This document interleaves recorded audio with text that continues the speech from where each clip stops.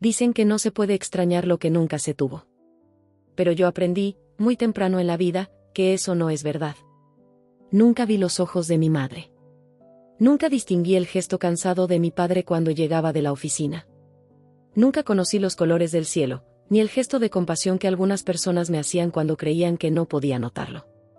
Pero sí los sentí. Todos. El mundo puede ser oscuro para una persona ciega, sí, pero jamás es silencioso, ni indiferente. Y esta mañana, mientras enterrábamos a mi abuelo Hugo, el único miembro real de mi familia, lo supe con una certeza que me atravesó el pecho: el vacío más grande no es el que te deja la oscuridad, sino el que dejan los que ya no están para abrazarte.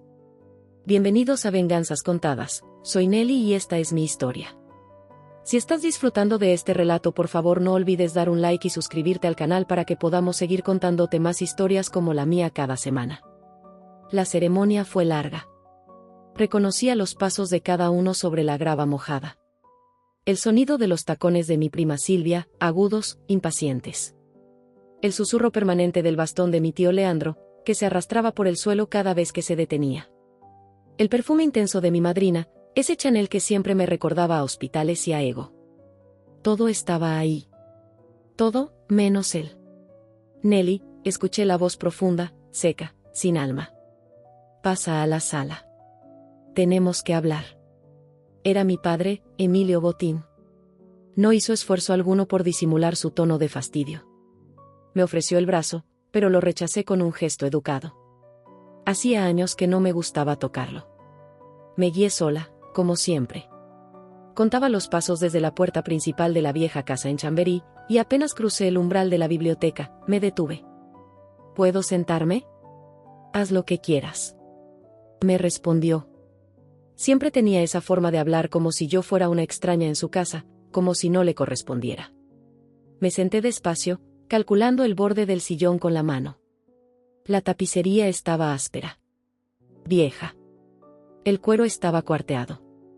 Como él. Nelly, continuó, dejando papeles sobre la mesa que yo no podía ver, pero que escuché claramente. Voy a ser directo. No tienes derecho a la herencia de mi padre. El silencio me golpeó como un trueno. ¿Perdón? ¿Lo has oído? No eres mi hija biológica. Nunca lo fuiste. Tu madre lo supo siempre. Yo lo descubrí cuando tenías 2 años. Por eso jamás fuiste parte real de esta familia. Por eso, nunca tuviste mi apellido en la sangre. Las palabras cayeron como un balde de agua helada sobre mi pecho. Me quedé inmóvil. El silencio se hizo denso. No por falta de respuestas, sino por exceso de heridas. ¿Y por qué ahora? ¿Por qué después de enterrarle? Porque es necesario que sepas que el testamento será impugnado si apareces mencionada. No vas a quedarte con nada. Ni la casa, ni las cuentas, ni la finca de Segovia. Óscar Menéndez ya lo tiene todo listo. Legalmente, no tienes base. Óscar. El abogado. Siempre tan servicial. Tan atento, tan leal a quien más pagara. Sentí que algo dentro de mí se deshacía, como si me estuviera cayendo a un pozo muy profundo. Y no era solo la revelación. Era la confirmación de una vida entera de rechazos, comentarios velados, ausencias y miradas que nunca sentí en dirección a mí. ¿Y el abuelo? Él era diferente. Tú eras su debilidad. Pero ahora ya no está. No sé cómo no lloré en ese momento. Quizá porque la ceguera te entrena a guardar las emociones en un lugar más profundo. En un rincón donde el cuerpo no se quiebra al primer golpe. Me levanté despacio. ¿Y qué se supone que haga ahora? Acepta lo que es. No hagas escándalos. Ya tienes bastante con el apellido que te dimos. Sé discreta. Me giré hacia la puerta sin pedir permiso. Ni despedida. Mi bastón encontró el marco sin dificultad. Lo conocía como se conocen los hábitos, los patrones, los sitios a los que una vez perteneciste, aunque no te quisieran allí. Cuando llegué al jardín, sentí el aire frío de marzo en la cara. Olía a tierra removida. A flores que morían lentamente. Mi móvil vibró. Era un mensaje de voz de mi madre. Nelly, necesitamos hablar. Esta noche. Es importante. Hay algo más que debo decirte, sobre tu padre. Mi cuerpo se tensó. El corazón me latía tan fuerte que podía escucharlo en los oídos. Ya no se trataba solo de una herencia. Ni de un apellido. Ni de un testamento. Era algo más. Y yo estaba sola. Completamente sola. Pero en ese instante, con la oscuridad envolviéndolo todo, supe que la ceguera no era el problema. Era el muro. El desprecio. La mentira. Y no lo iba a permitir. No siempre necesitas ver el rostro de alguien para saber que está mintiendo. Lo supe en cuanto mi madre abrió la puerta esa noche. Su perfume era el mismo, ese aroma a jazmín que siempre usaba para cenas importantes, pero había algo distinto en la forma en que me abrazó. Fue breve, con las manos frías, sin la firmeza maternal que yo recordaba de niña. Gracias por venir, Nelly. Su voz tembló apenas, lo justo para saber que no sería fácil. Entré en su piso en el barrio de Salamanca, tan distinto al mío. Allí todo era perfecto, en apariencia, suelos de madera recién encerados, muebles que crujían al mínimo contacto, silencio absoluto excepto por el leve zumbido de una lámpara de mesa. Pero incluso en la oscuridad que me acompaña siempre, percibí la tensión en el aire como si pudiera tocarla con los dedos. Me senté en el sofá junto a la ventana. Lo había elegido antes porque era el único que no chirriaba al moverse. Quiero que me digas la verdad. Toda. Le dije sin rodeos. Mi madre suspiró. El sonido de su falda al sentarse frente a mí fue el único ruido por unos segundos. Luego, comenzó a hablar. Carlos. Carlos es tu verdadero padre. Las palabras se deslizaron en el aire como un cuchillo. Pequeño, filoso, certero. Carlos, repetí. Tardé unos segundos en ubicar el nombre. ¿Carlos Botín? ¿El hermano de Emilio? Sí. Y entonces todo empezó a encajar. Mi madre habló durante más de una hora. A veces se detenía, tragaba saliva, se enredaba con los dedos, pero no se excusaba. Eso, al menos, se lo agradecí. Me contó que había conocido a Carlos cuando ambos tenían poco más de 20 años. Fue un romance breve pero intenso. Carlos era idealista, rebelde, con sueños muy distintos a los de Emilio. Mientras Emilio se desvivía por ganar el favor de su padre Hugo y asegurarse un lugar en el imperio familiar, Carlos quería viajar, escribir, alejarse de la estructura asfixiante de los Botín. Entonces ocurrió el embarazo. Yo estaba confundida, asustada. Y tu abuelo era muy tradicional. Sabía que si Carlos se iba a Inglaterra como planeaba, lo perdería todo. Emilio me ofreció casarnos. Dijo que cuidaría de ti como si fueras suya. Ahí su voz se quebró, yo lo acepté por miedo. Por conveniencia. No la interrumpí. Solo dejé que hablara. Mi bastón descansaba a mi lado, y por un momento sentí que era lo único que me sostenía en ese instante. ¿Y Carlos? ¿Sabe que existo? No. Nunca se lo dije. Se fue a Londres antes de que nacieras. Siempre pensé que era mejor así. Que lo estábamos haciendo por tu bien. ¿O por el de Emilio? La acusación no era solo una suposición. Era la única lógica posible. Emilio no me quiso jamás. Nunca me llevó a los eventos familiares, jamás me mencionó en entrevistas, ni permitió que mi nombre figurara en ningún documento público ligado al apellido Botín. Yo era la pieza que estorbaba en su tablero. ¿Y ahora? Pregunté. ¿Por qué ahora lo dices? Porque Emilio ha cruzado una línea. Y tú mereces saber la verdad. Si tu abuelo te dejó algo, es porque te consideraba su nieta, no importaba lo que dijera el papel. Y si Emilio quiere quitarte lo que es tuyo, no puedo seguir callando. Me levanté sin pedir permiso. Voy a buscarlo. ¿A Carlos? Sí. Quiero saber quién soy. De verdad. Nelly. No me detengas. No lo hagas. No otra vez. Me fui de su casa sin aceptar el coche que me ofreció, sin aceptar sus disculpas tardías. Me monté sola en un taxi, con mi bastón en las piernas, la mente hecha un remolino y el corazón latiéndome tan fuerte que hasta el conductor me preguntó si me sentía bien. Perfectamente, le dije. Solo estoy buscando la luz, a mi manera. El despacho de Maite, mi terapeuta, estaba a pocas cuadras de mi casa. Ella había sido uno de mis pocos apoyos constantes desde la universidad. Aquella noche no fui a verla, pero sí le dejé un mensaje de voz. Estoy a punto de encontrarme con quien podría ser mi verdadero padre. Necesitaba decirlo en voz alta, aunque sea a una grabadora. Maite, tengo miedo, pero también una fuerza que no sé de dónde viene. Dormí poco. Soñé con voces que no tenían rostro, con manos que me empujaban fuera de mi propia casa, con mi abuelo repitiéndome, no dejes que te borren. A la mañana siguiente, sentada en mi estudio, pedí ayuda a Irene, mi asistente de accesibilidad. Ella era joven, estudiante de interpretación en la Complutense, y llevaba 2 años ayudándome con mi app de recetas accesibles para personas ciegas. ¿Puedes buscarme a Carlos Botín? Vive en Londres, o eso creo. Trabaja en algo de literatura o historia. Tiene unos 56 años. Irene no preguntó por qué.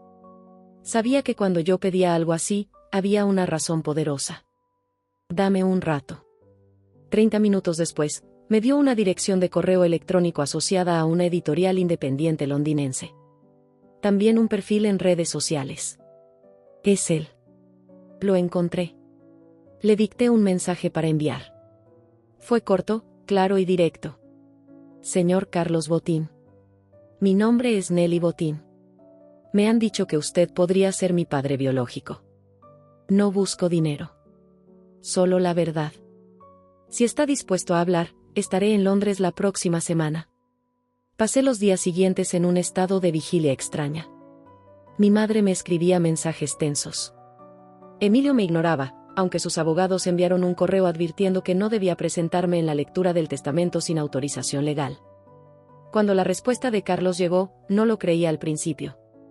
Nelly, estaré en Londres y quiero hablar contigo. Sea verdad o no, mereces respuestas. Ven. El tren a Barajas me pareció más largo que nunca. Aún sin poder ver, reconocí cada cambio de entorno por los sonidos. El murmullo del aeropuerto, el pitido de los anuncios, la vibración metálica de las ruedas del avión bajo mis pies. Y en cada momento, una sola idea me acompañaba. No tengo la vista. Pero tengo memoria. Y ahora también tengo algo más, la verdad. Nunca pensé que un día tomaría un avión a Londres para preguntarle a un hombre si era mi padre. La ceguera tiene una forma curiosa de moldear tus pensamientos. Cuando no puedes ver, aprendes a confiar en los ritmos, en los patrones, en los silencios. Yo conocía bien los de Emilio, mi supuesto padre, y también los de mi madre. Pero Carlos era un misterio absoluto. El tren desde Heathrow al centro fue como un murmullo distante. Apoyé la cabeza contra la ventana y sentí la vibración del mundo en marcha. Mi bastón descansaba junto a mí. Lo sostenía con ambas manos, como si al soltarlo perdiera algo más que equilibrio. Cuando el taxi me dejó en la dirección de la editorial, Carlos ya estaba allí. Me guiaron hasta su despacho. Una sala cálida, llena de libros y olor a papel viejo. Lo primero que noté de él fue su respiración, medida, algo contenida. Como quien está intentando no demostrar demasiado. Nelly, dijo al verme entrar. No sé qué decirte. Entonces solo escúchame, le respondí, tanteando con mis dedos el borde del sofá de cuero, y sentándome con cuidado. Vengo desde Madrid. Mi madre dice que tú eres mi padre. El silencio se volvió denso. Carlos suspiró. Luego escuché cómo se levantaba y caminaba lentamente hacia la ventana. Tu madre. ¿Cómo está? Nerviosa. Como yo. Emilio le acaba de decir que no soy su hija biológica. Justo cuando se acerca la lectura del testamento de Hugo. Carlos soltó un suspiro más profundo. Un susurro que apenas pude distinguir. Entonces lo sabe. ¿Lo sabías? Pregunté, bajando el tono de voz, casi temiendo la respuesta. No. No completamente. Siempre lo sospeché. Pero no tenía pruebas. Y cuando me fui a Inglaterra, tu madre rompió contacto. Luego me enteré de que había tenido una hija y que se había casado con Emilio. Pensé que, su voz se quebró por primera vez, pensé que era su vida, su elección. Que ya no había lugar para mí. Guardé silencio. Y luego, como si el corazón me hablara antes que la razón. Necesito saberlo con certeza. ¿Estarías dispuesto a hacerte una prueba de ADN? Carlos dudó solo un segundo. Sí. Claro. Si tú quieres saberlo, lo haremos. El laboratorio privado estaba cerca de Paddington. Un lugar pequeño, sin muchos sonidos, con un ambiente estéril. Me atendió una mujer joven y simpática que me trató con esa mezcla de respeto y torpeza que muchos tienen cuando se dan cuenta de que soy ciega. Pero Carlos estuvo todo el tiempo a mi lado, guiándome con paciencia, sin prisas. Después de la prueba, fuimos a tomar un café a un local escondido en una calle lateral. El aroma a pan recién horneado llenaba el aire. Carlos me preguntó por mi vida, mi trabajo, mi independencia. Me habló de su editorial, de sus viajes, de cómo siempre se sintió el hermano invisible de Emilio. Si resulta que soy tu padre, dijo, pausado, me gustaría que me dejaras ser parte de tu vida. No para compensar lo que no estuve, sino para estar ahora. Cuando me necesites. No supe qué responderle. Pero asentí, sintiendo como algo cálido me subía por la garganta. No eran lágrimas, no aún. Era otra cosa. Era vértigo emocional. De vuelta en Madrid, mi primer impulso fue contactar a don Mario, el abogado personal de mi abuelo Hugo. Era un hombre mayor, reservado, siempre del lado de la justicia. Me respondió enseguida y me recibió en su despacho. Nelly, hija, qué alegría oír tu voz. Don Mario, necesito saber la verdad. ¿Mi abuelo sabía que Carlos era mi padre? Silencio. Él te quería más que a nadie, Nelly. Eso era evidente. ¿Qué más da la sangre? ¿Lo sabía? No tengo pruebas. Pero, lo intuyo. Y si me preguntas si Hugo hubiera permitido que Emilio te dejara fuera, la respuesta es no. Bajo ninguna circunstancia. 2 días después, Mario fue hospitalizado de urgencia. Un infarto. O eso dijeron. Algo en mí se revolvió. Las coincidencias empezaban a doler. ¿Cómo está? Le pregunté a su secretaria, casi sin aliento. Grave. No recibe visitas. No pude ignorar la sospecha. Emilio había hablado con él días antes. Y ahora, Mario estaba fuera del tablero. Justo entonces, recibí un mensaje del laboratorio. Resultados listos. Contacte para recogida urgente. Fui con Irene, mi asistente. Cuando abrimos el sobre, ella me lo leyó en voz baja, casi temblando. Probabilidad de parentesco, 99.99%. Carlos Botín es el padre biológico de Nelly Botín. Me quedé en silencio. No por shock, sino porque sentí algo diferente, fuerza. Identidad. Propósito. Llamé a Carlos esa misma noche. Hola, papá, dije, con la voz temblorosa. Al otro lado, silencio. Y luego, un susurro lleno de emoción contenida. Hola, hija. Fue emocionante y ninguno de los dos pudimos contener las lágrimas en esa llamada. Al día siguiente, Óscar Menéndez me escribió. Quería una reunión. Urgente. Acepté. Nos vimos en una cafetería sobria cerca del Retiro. Escuché su bastón al apoyarlo sobre la silla, su portafolio de cuero antes de decir. ¿Puedo sentarme? Reconocí su voz sin necesidad de ver su rostro.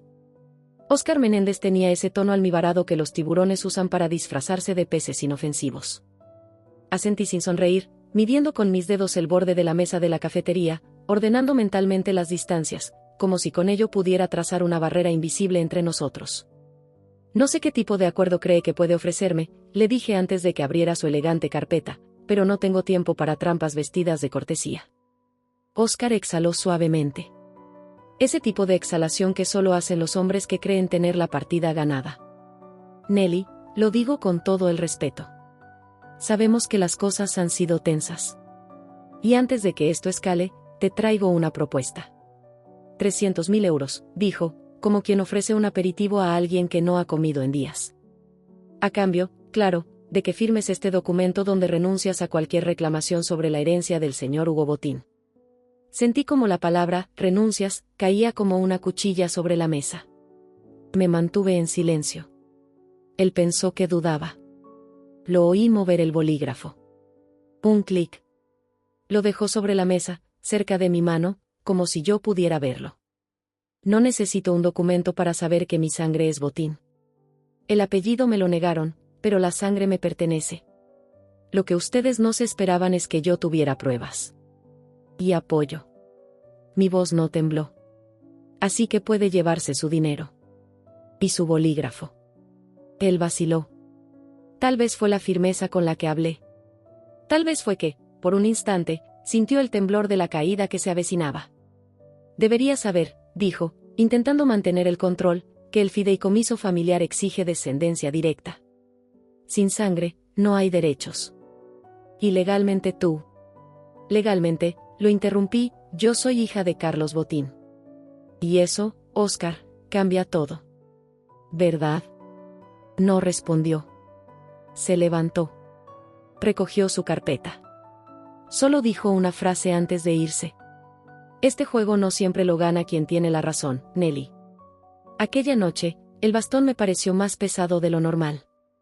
Sentí cada esquina de mi departamento como si fuera una extensión de mi piel. Me movía a tientas, como siempre, pero no por falta de visión, sino por el torbellino emocional que me desbordaba. Me senté en el sofá, acariciando la tela del cojín con una mano, y marqué el número de Carlos. Hola, dijo, con una voz cálida que empezaba a sonarme cada vez más familiar.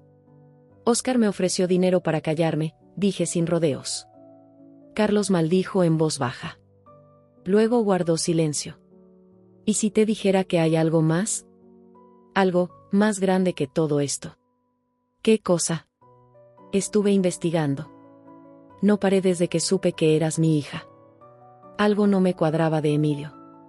Ni su historia, ni los registros médicos, ni las fechas. Así que llamé a una vieja enfermera de confianza de mis padres. ¿Recuerdas que Hugo y Marisa adoptaron a Emilio tras perder un bebé al nacer? Me quedé en silencio. Nelly, Emilio fue adoptado. Nunca tuvo sangre Botín. Nunca.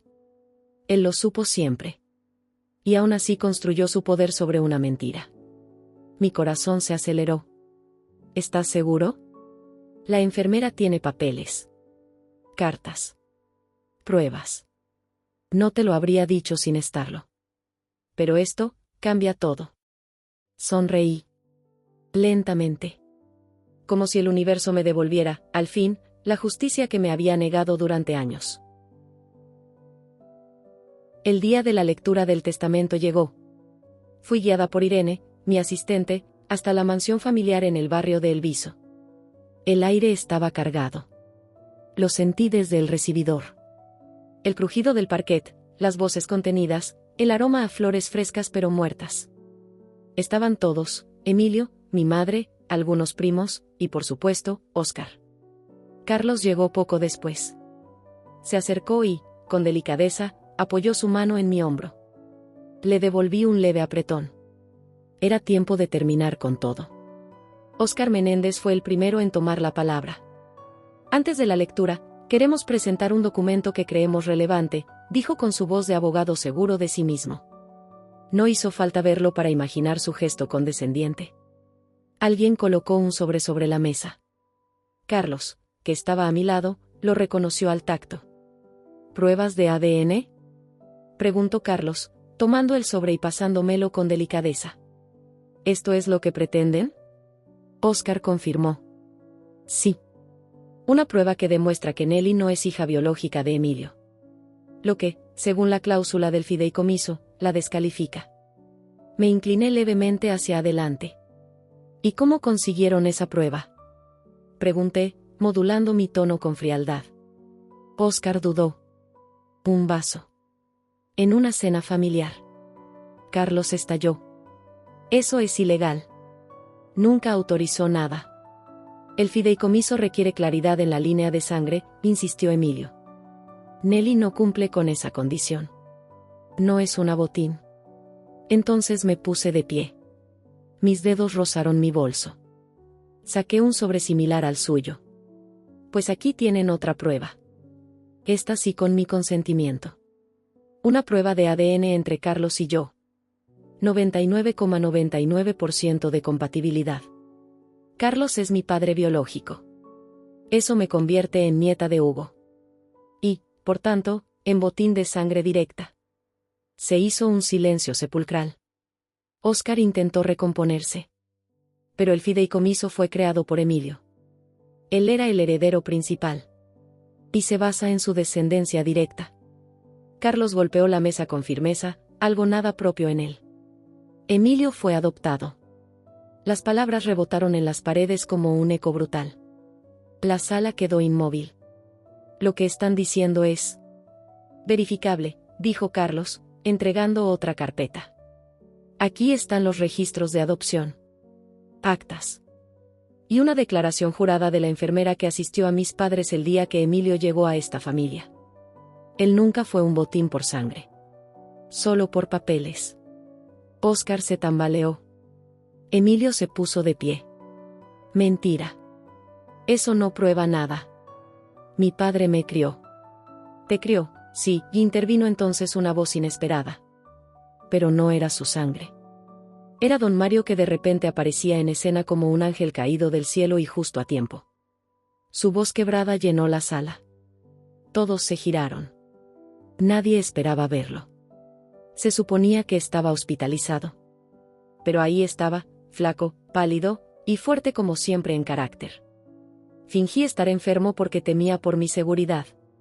Su voz tembló, pero se sostuvo. Emilio intentó manipularlo todo. Hasta a mí. Pero Hugo me dejó instrucciones claras. Sacó un sobre con un sello en relieve. Una carta de Hugo. Es su última voluntad en caso de disputa sobre la herencia. Nadie respiró. Mientras don Mario la leía, me mantuve erguida, con las manos cruzadas sobre el bastón. Sentía cada palabra como un susurro del abuelo que ya no estaba. Hugo explicaba que sabía desde hacía años que Emilio era adoptado. Que también supo que Carlos era el padre de Nelly.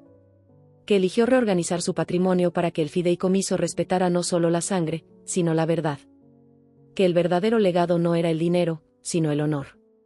Y que quien traicionara a la sangre con egoísmo y manipulación, no merecía heredar nada.